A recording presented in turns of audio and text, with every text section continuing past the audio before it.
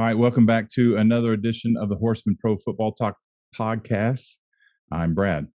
This is Zach. Hefe. And as always, if you're watching this, hit the subscribe button and the bell icon so you never miss an update. If you're listening on your favorite podcast platform, head on over to YouTube. Please help us out. We appreciate the support. We hope that you're sharing your favorite episodes with your friends and who? Your grandma. Your grandma. She appreciates it, and we appreciate you helping us get the word out. So, also, if you missed the announcement last week, we are moving on to Patreon. Details forthcoming here in the next couple weeks. So, follow us on Twitter. I almost said on the Twitters. Follow us on Twitter and Facebook at Horsemen Sports. So you get that information, and it's going to be more inclusive for our listeners and our followers, so we can get to know you a little bit and kind of make this a group community thing. So today is the NFC South. We have two divisions left. We're saving the best for last. Absolutely. And we're not the Horsemen for nothing, right? God, and there's so much to talk about with that. All I got to say is watching this happen with Carson Wentz is typical Colts fashion. It's not a big deal. It's kind of a deal. Well, it's a little more than we thought. Yeah, it's kind of serious. Oh, shit, we got a different starting quarterback. It's kind of true to form with the Colts. They like to keep their business kind of under wraps and in-house. It's probably a good thing until they get an answer. The most curious thing that I find about all of it, I think they followed protocol well. I think they did everything they were supposed to do, kind of kept it under wraps. But last night, Carson Wentz said he was not going to get surgery. He was going to rehab and rest. And all of a sudden this morning, that whole thing changed. As a player, especially a player with injury history in the past, he was probably hoping to be able to avoid having surgery, kind of like Phil Rivers did last year when he had his toe injury. He needed to have surgery, but he pushed his off and played through it. Carson sounded like he was probably trying to do the same thing, but it was an injury that happened to him at some point in high school.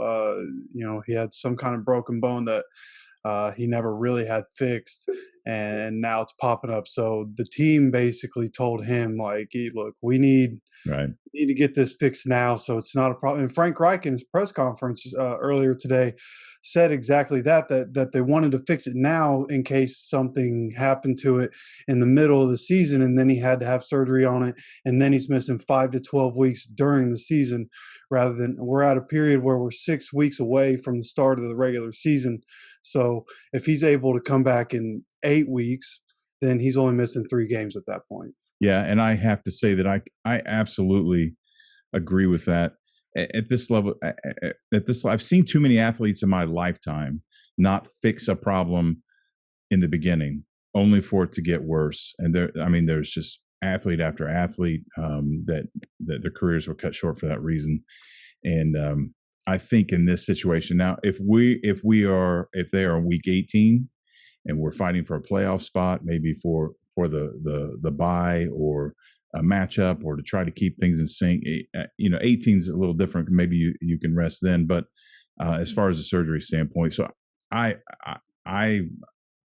think this is the right thing to do. I really do. It just really sucks. And I know you're high on Eason, and I'm not down on Eason by any stretch of imagination.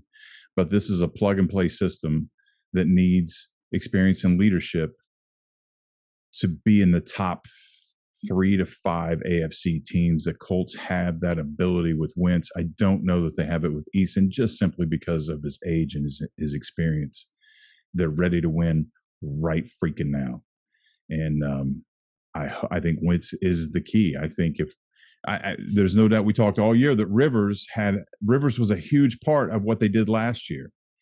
And Wentz, in my opinion, is that continuation of that team getting better. That's why I'm so big on them.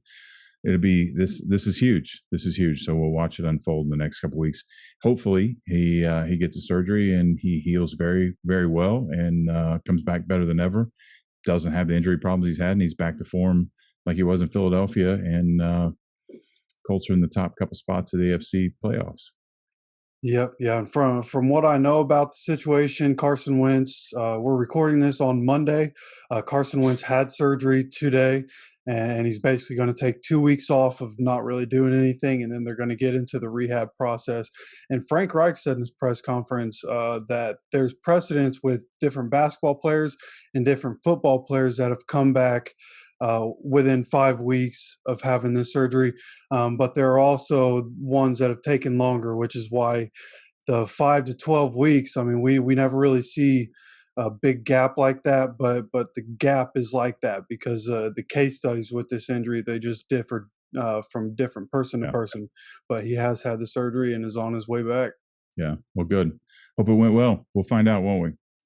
Yes, sir. Okay, so we're in the NFC South. Who are we going with first? Everybody's going to say the Falcons, right? Zach tilted his head. I mean, Falcons are at the bottom, but I also have the Panthers right there with them. So Okay. Yeah. All right. Let's go with the Falcons. All right.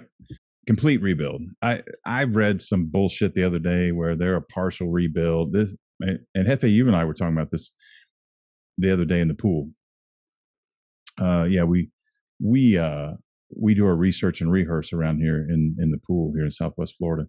Complete rebuild, new head coach, Arthur Smith.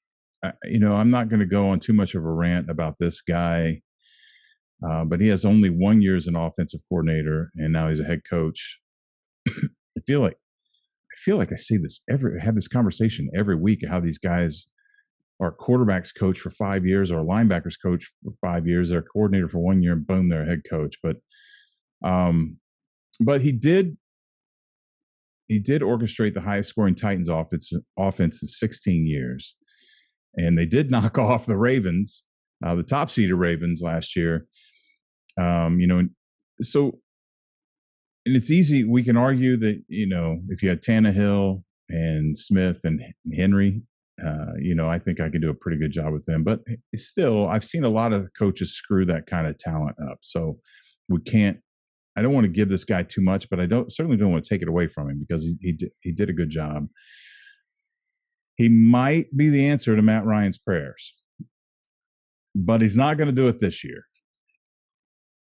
He's got a new offensive coordinator, Dave Ragone. He's got 5 years as a quarterback coach, and this trend is ridiculous.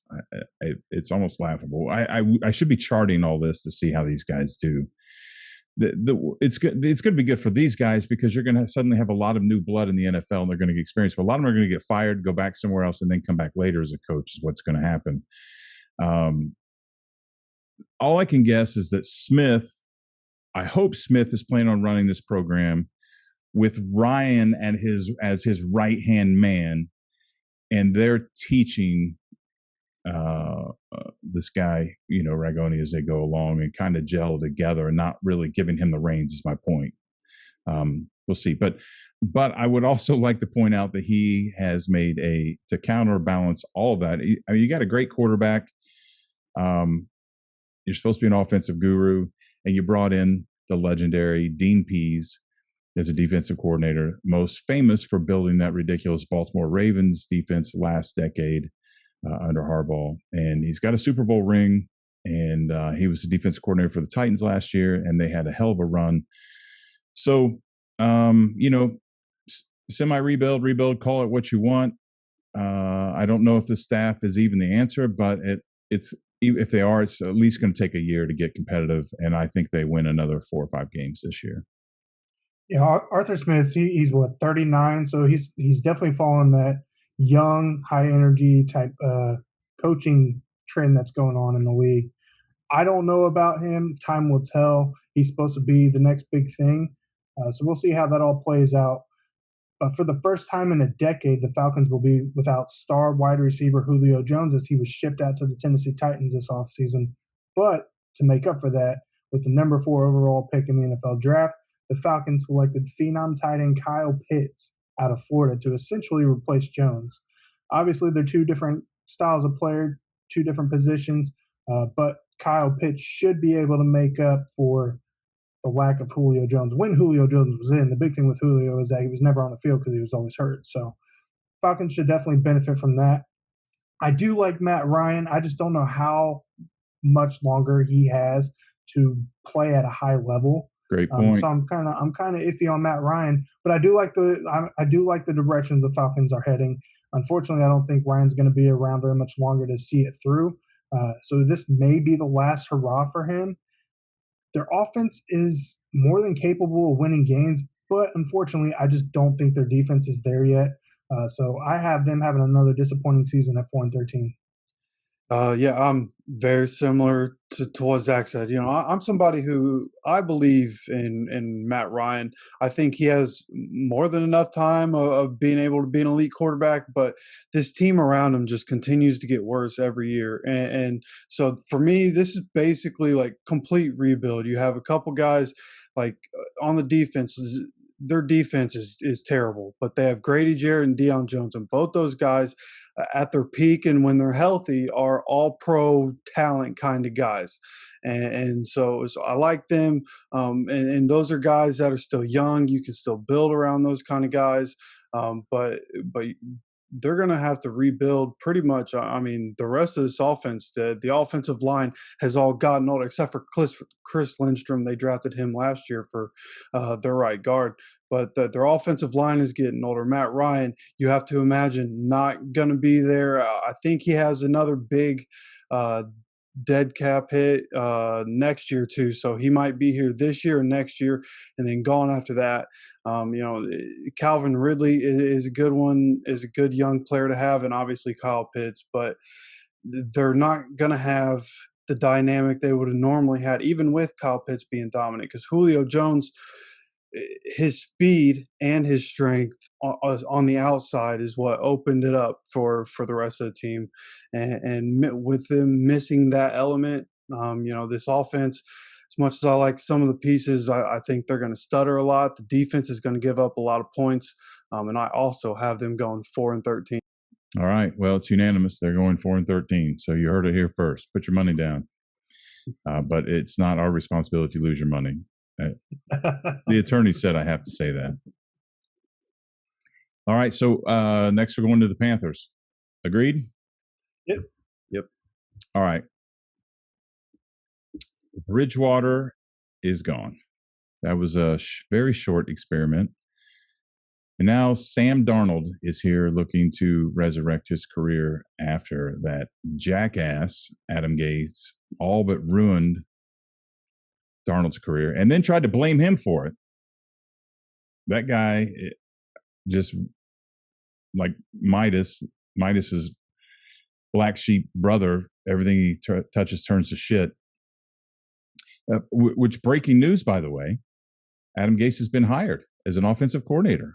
Oh, no. Where? Yep. Lincoln High School in Ypsilanti, Michigan. Yeah. The Lincoln Rail Splitters. Big shout out to the Rail Splitters there. He's done it again. He's pulled off the he's done it again. He's breaking records everywhere. Now he's pulled off the biggest demotion in NFL history from head coach of the New York Jets after a nightmarish 1-15 season to an offensive coordinator of the Lincoln Rail Splitters, a Division II Michigan high school football team. The good news is that Gase is going to fit in right away because the Rail Splitters only won one game last year too. All is right in the world. And just another side note on Gase real quick. I saw something today. Monty Ball, former running back for the Broncos and was on that Super Bowl team. He had a post on Twitter that was talking about how Peyton Manning would basically just ignore what he was hearing in the headset, and he would run the offense, sub people in and out on his own, and then he threw 55 touchdowns. That doesn't surprise me. And Gates is still riding his coattails all the way into Ypsilanti, Michigan. Hopefully the Rail Splitters win at least 2 games, and Gase will be on the road to effectively rebuilding his career, or at least his pride, right? So anyway, enough about that. Sam Darnold, I don't have an opinion either way, except for I'm glad he's not playing for Gates. I like it that he's in a situation where he gets to show whether he deserves to be in this league or not. It may not happen here in Carolina, but I'm glad he's got an opportunity to do something different.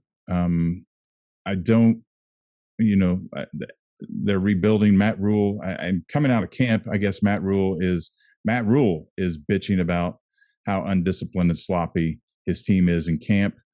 That concerns me. I don't know that you can get that. If you're that public about it, I don't know that you can get that fixed that quick. You know how I feel about discipline. It might be a bad sign that the coach either never really had or is already losing control of the team. It's way too early to tell. I don't want to hang that on that guy yet. They got to play all 4 AFC East teams this year. And, the Bucs are just going to trash everybody in this division. Sean Payton's still the coach of the Saints. We're getting ready to get to that. The Panthers may end up finishing dead last. They're going to be right around the Falcons. I agree with you, Zach, as you said earlier. They're just going to be fighting for the bottom of the barrel of this division. Yeah, absolutely. I like Sam Darnold. I think it's great he got out of New York. If I were the Jets, I would have actually kept Darnold and traded that second pick in the draft for a king's ransom. But they decided to ship him off to Carolina, so I think he's definitely in a better situation there. I think he will have a decent career now that he's out of New York. Whether or not it's with the Panthers, you don't know. But Christian McCaffrey, one of the best backs in the league, he's set to come back after a season-ending injury last season. And the receiving core does have some pretty solid talent with Robbie Anderson, DJ, and David Moore. I like how their draft went. They used their first on probably the best cornerback in the draft in J.C. Horn out of South Carolina, who should be a day one impact corner for their defense. They also used their second-round pick on wide receiver Terrence Marshall from LSU while providing young depth throughout the rest of the draft at pretty much every area on the field. I just don't think they're going to pull it together this season, and I'm not sold on Matt Rule. I didn't hear about the training camp issues, but that doesn't surprise me, and that's why I'm not sold on Matt Rule. So I haven't finished in 4-13, tied with the Falcons, dead last in the division.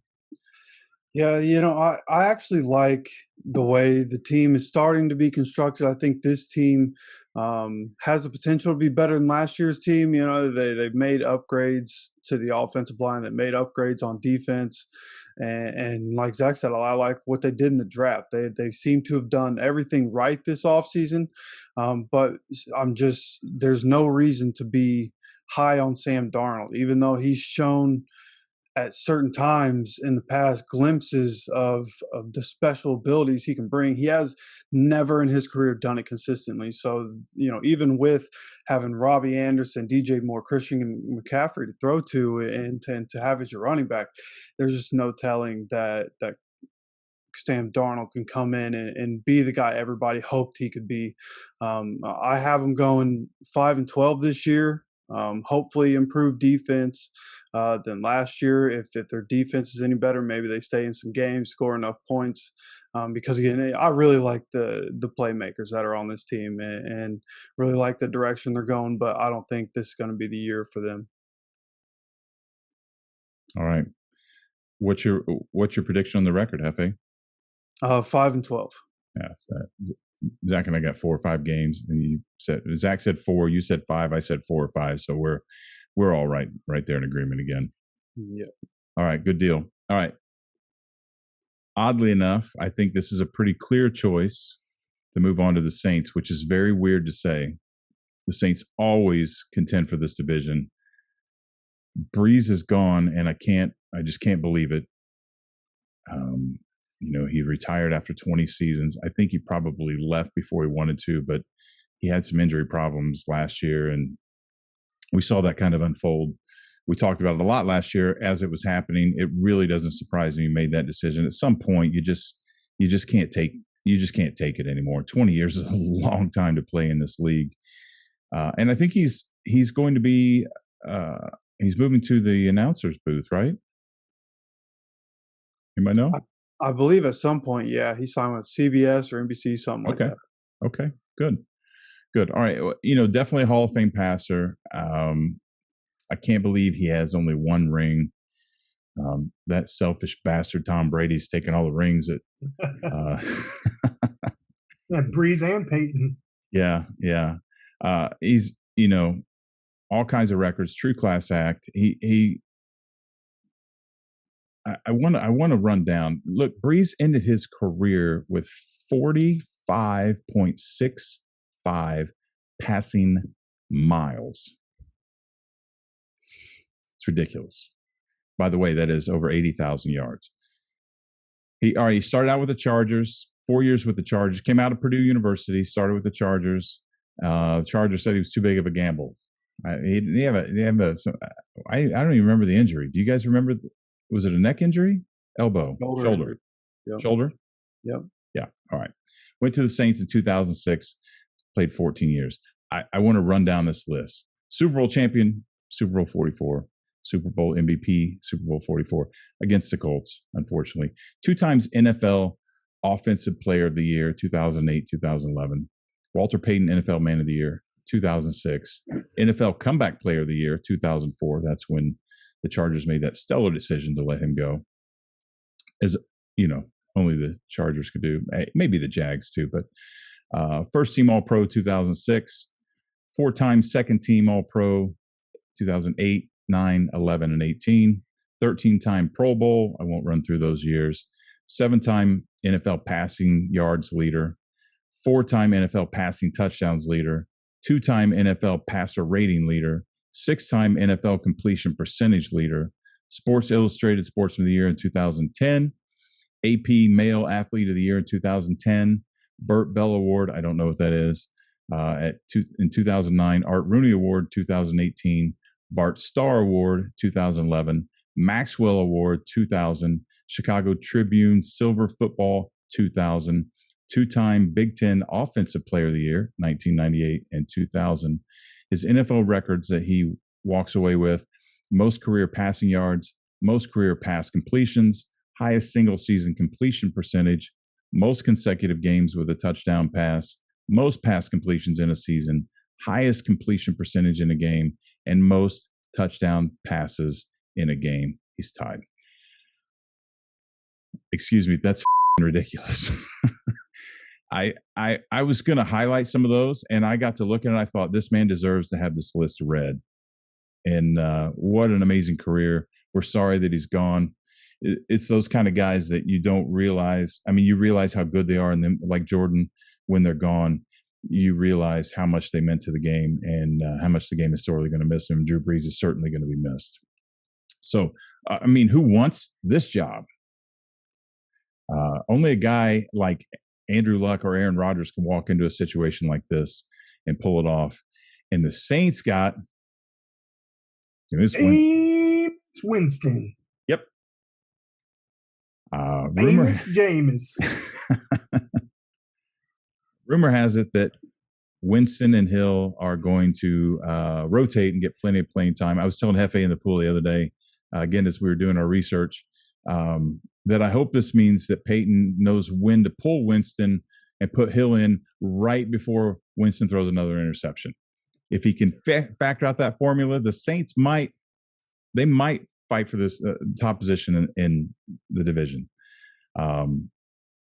But it isn't going to happen. So I know they won some big games without Brees under center, but Brees was still there. His leadership is gone. It was his team, and Brees's leadership permeated every nook and cranny in that locker room. That is gone. This is a huge, huge hit. That's why I keep talking about it. I love Sean Payton. I think he's an amazing coach, but this is going to be too much to deal with right now. I don't know long term. That'll remain to be seen. I think this year will also be a test for Sean Payton because he has had Brees. I think there may be a struggle. We're going to find out if Payton still loves this game like he used to. This is the kind of thing that will test his merit. He might be like, you know what, this isn't worth it anymore. And you know, he may walk away after this year or the next couple of years. We'll see. I don't think the Saints are a complete disaster. I want to go on record saying that. You guys are getting ready to back me up, I'm sure, with some good points about that. I don't know if they can win 10 games. They might win 10 games. I actually have them winning 8 games. So we'll see how this plays out. Yeah, so first I'm going to say hats off to Drew Brees on a Hall of Fame career. It was absolutely great that I grew up watching you battle it out, and it's sad to see that he happened to play in the same era as Peyton Manning and Tom Brady, so he was often overshadowed. But the dude was just a straight baller, and the entire list that you read off absolutely proves that. So hats off to Drew Brees. Sad to see you go. But like you said, it's a new era in the Big Easy, and Jameis Winston's there to take the reins. I think, and I'm hoping that after what's been 2 years since the infamous 30-30 season, 30 touchdowns, 30 interceptions Jameis threw with the Bucs, something like that. So I'm hoping with that amount of time since then, being under Drew Brees and Sean Payton, he's matured, he's learned, and I think he's ready to have better decision making. Obviously, we will see that with his play. So I don't think it's going to be the same Jameis Winston that we were used to seeing with the Buccaneers, because he came straight out of Florida State and was plug and play, right, for a pretty bad Buccaneers team. And he never really got to develop under somebody with the character of Drew Brees. So hopefully that rubs off on Jameis. We'll see how it turns out with him playing. He still has a pretty stacked roster. They're returning, 5 Pro Bowlers. Running back Alvin Kamara, one of the best in the league. Left tackle Teron Armstead. Guard Andrews Pete. Both of those guys are on the left side protecting Jameis's blind side. So he should have good time to make good decisions. And then defensively, you have the end Cameron Jordan, corner Marshawn Lattimore, plus the always electric receiver Michael Thomas, if he can get healthy and return to form. They have the talent. They have the coaching. The question is, can Jameis step up and resurrect his career? I have them taking the number 6 seed in the playoffs with an 11-6 record, finishing 4-2 in the division, losing both games to the Bucs. You know, a lot like the Falcons and the Panthers, because I'm not real sure about, the quarterback situation and really what's going to happen there. Whether it's Jameis or Taysom, again, just like Darnold, neither of those guys give you a reason to think that they can consistently go out there and perform well. And especially because, Drew Brees was special. And when you have only one special receiver, he had Michael Thomas and then just some guys, right? But he was still able to make magic happen because he's Drew Brees. And the 2 quarterbacks that the Saints want to roll with this year have never really shown the ability to be special in those ways. And with Michael Thomas, Michael Thomas is going to miss at least the first 5 games of the season, maybe more games. Which basically, in my opinion, I mean, for one thing, he should have had the surgery right after the offseason. He knew going into the playoffs last year, he knew he was going to have surgery.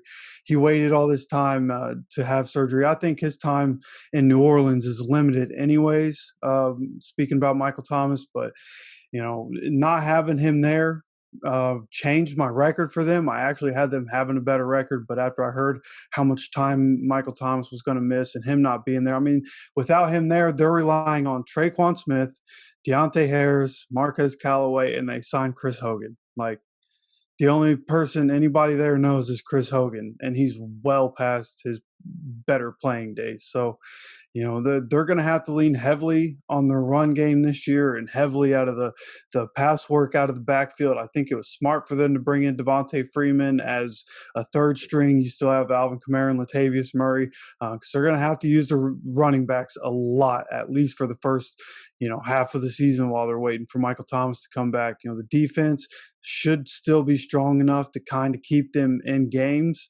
But again, because of who their quarterbacks are, you can't tell me that they're going to take the ball down 75 yards for a touchdown to win a game. So I have them going 6-11 this season and finishing second in the my!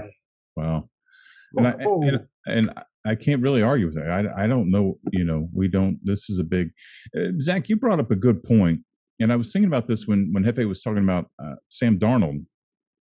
That when Hefe, you were dead on when you said Darnold hasn't shown anything in this league. But the difference between Darnold didn't have anyone. I hate it when teams bring a quarterback in and just throw them to the wolves. I hate it.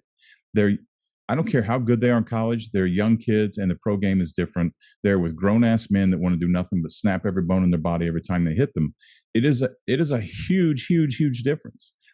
And so when you bring guys like, Aaron Rodgers had Brett Favre, and you have these guys that come in and they have good examples. And Winston has that. So what Winston has is he has experience behind the helm, that trial by fire stuff. Then he gets a year, and maybe even better that way, because he might have been able to pull him aside and say, is there anything I could have done better when I was I don't know that he did, but just that mentorship is huge, and it could make a big difference for him. It should.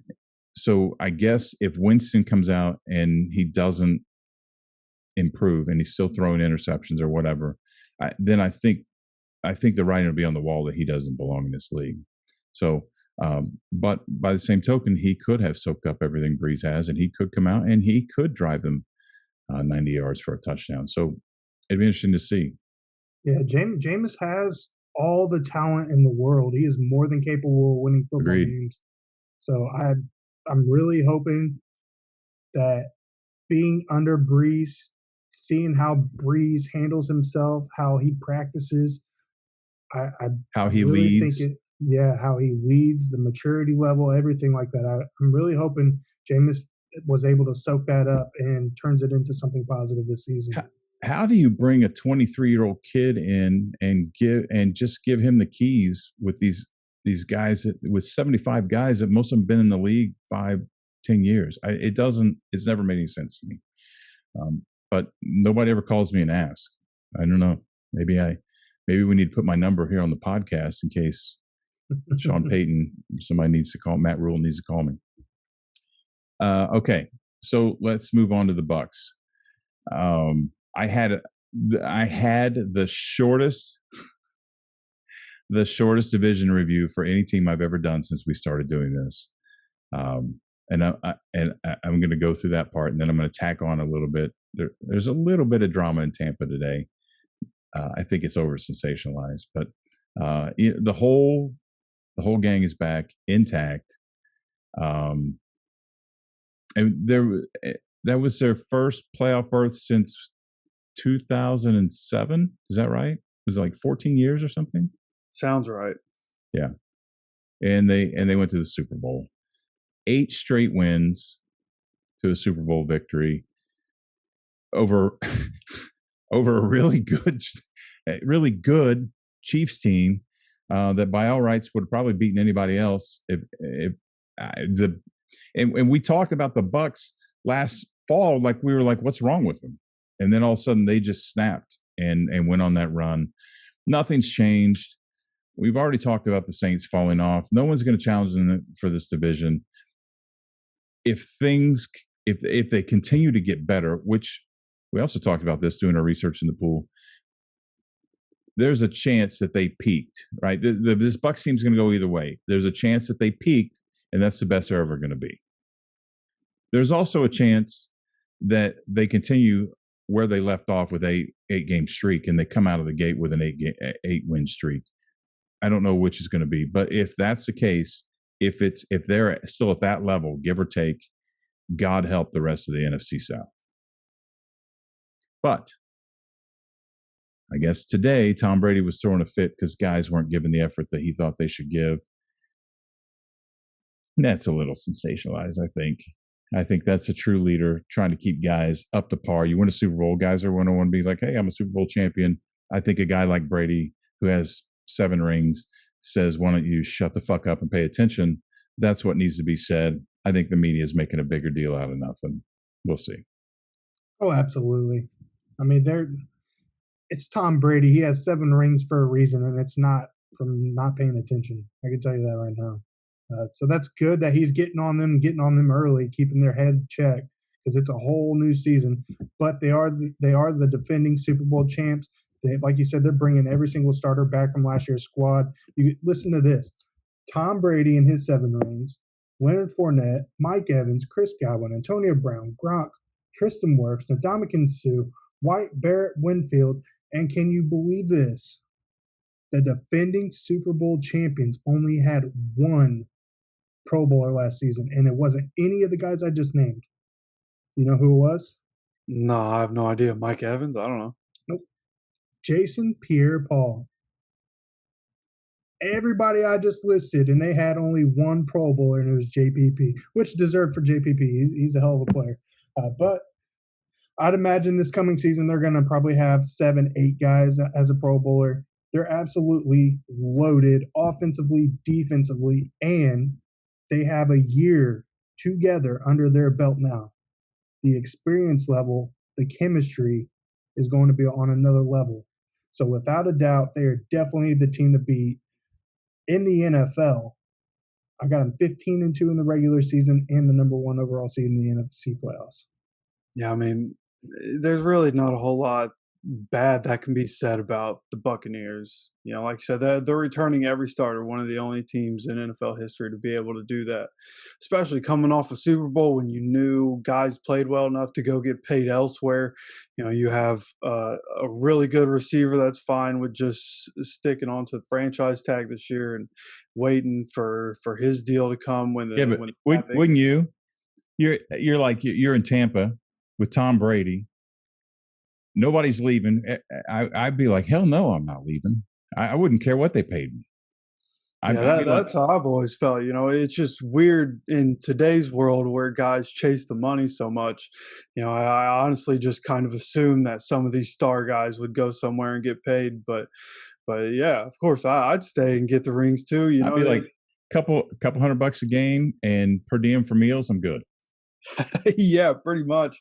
You know, the only negative that you can say about this team is what Brad already alluded to. You know, the Tom Brady getting mad and cussing the team out today, and from the headline that I saw said that Tom Brady cusses at the offense, slams his helmet, and punts a ball.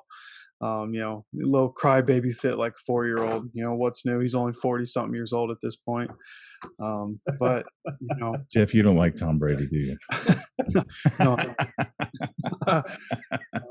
You know, but that's already the second time in this camp that they've had. You know, the public has known about poor effort in their practices, and you know, like I said earlier in the day, we're about 6 weeks away from the first week of regular season. So take all of that with a grain of salt. You know, it's still, you know, kind of the off season. People still looking for stuff to talk about. So the media is kind of hyping that up. But, you know, again, as somebody that doesn't care about Tom Brady, I'm going to look for the negatives wherever I can find them and hope that it's bad juju for the team. So, but, you know, with that said, you know, Brady being demonstrative like that, and if guys don't listen or they don't take it to heart or whatever, and it'll still be there. This is how leadership works.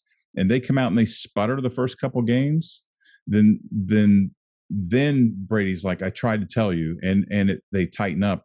I coached a basketball team once, and we were 42-3 over 2 years.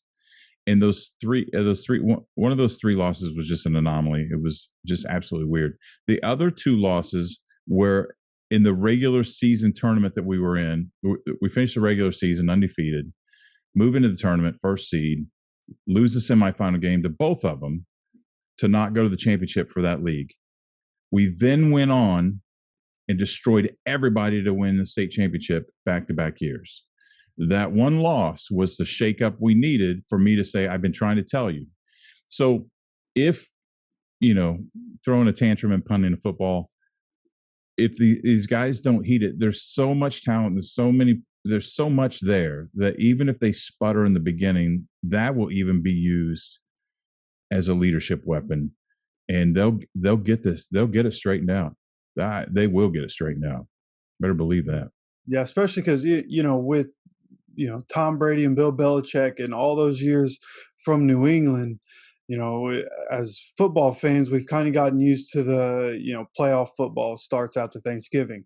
And I heard when Tom Brady was on The Shop, you know, the HBO series with LeBron and a couple of other guys, you know, sitting down and talking, they had Tom Brady on.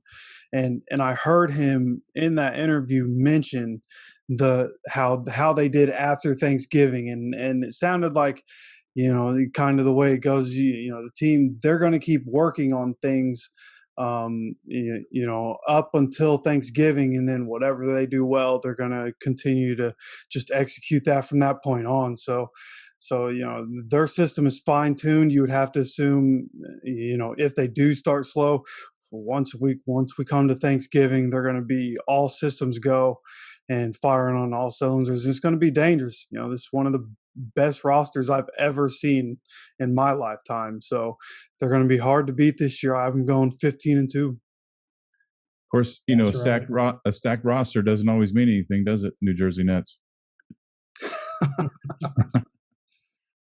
All right, you guys want to say anything before we go? You know what Thursday, the day that this is coming out, is? Besides Thursday? The opening of NFL football. The Hall of Fame game is happening, baby. That's right. I should have known that. I did not know that. All right, football is back. Yep, nice. Football every week until February. Yeah, you would think I would know that. Can you guys send me a memo for that kind of stuff? So that's awesome. Football is back. We certainly missed it. That's good for us, right? It's going to be a busy season. Yeah, busy season. And just a reminder, we're moving to Patreon.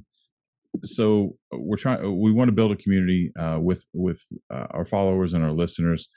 And you're invited. So members will get access to Fantasy Central updates, our featured game previews and recaps, odds and betting picks, commentary. We're going to have interactive sessions where we have our community come in and contribute to what we're doing. There's competitions, contests, drawings, all kinds of stuff. So you're invited. Go to Horsemen Sports, Facebook and Twitter. Follow us right now. We're going to get the information out here soon in the next couple weeks. And we appreciate you listening, watching, whatever the case may be. Of course, we will see you all back here again next week, where we review the NFC South. Until then, thanks for joining us. Deuces.